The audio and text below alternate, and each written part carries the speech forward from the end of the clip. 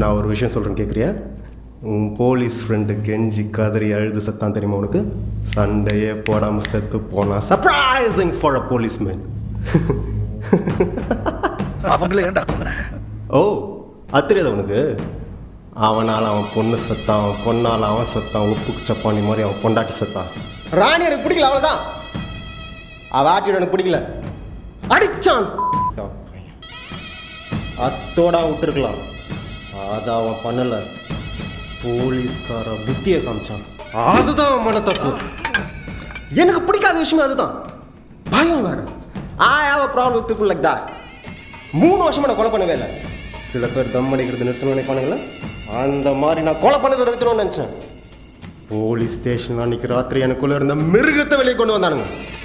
அப்பவே அவளையும் அப்பனே ஸ்டேஷன் வந்து அத்தனை பேரையும் போட்டு வந்துச்சு. எனக்கு இளமாறன் தடுத்தான், சரின்னு கிளம்பி வந்துட்டான்.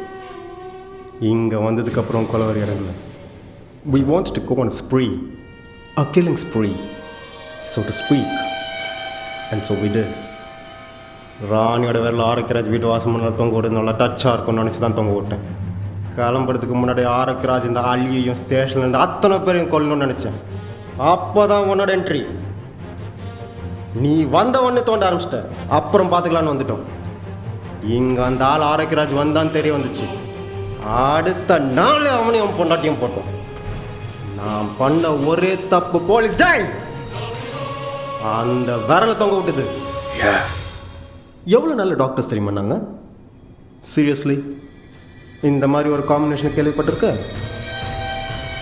டாக்டர்ஸ் ப்ளஸ் கொலைகாரன். இப்போ கூட என்னால் உன்னை காப்பாற்ற முடியும், என்னால் மட்டும்தான் முடியும். வரவா?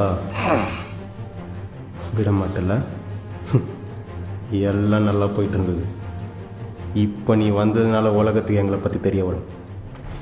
வேலையை நடமாடுறது கஷ்டமாயிடும் ஒன்னால. அதனால நீ சாவணும்.